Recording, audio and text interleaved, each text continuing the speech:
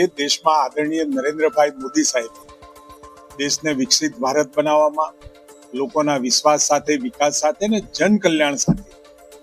જોડવાનો જે પ્રયત્ન કર્યો અને એના પરિણામે આજે લોકોનો વિશ્વાસ વિકાસ ઉપર રહ્યો અને વિકાસ થકી જન કલ્યાણના કામો પણ, જન કલ્યાણ એટલે પ્રત્યેક વ્યક્તિ કે જેને નાની મોટી મદદની જરૂર છે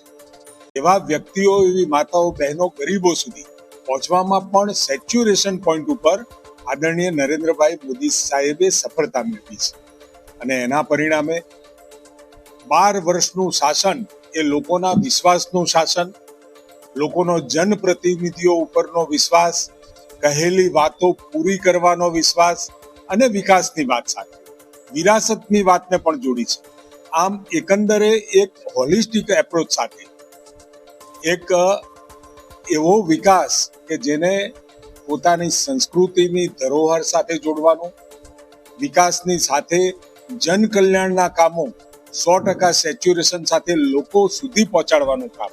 આદરણીય પ્રધાનમંત્રી મોદી સાહેબે કર્યું છે.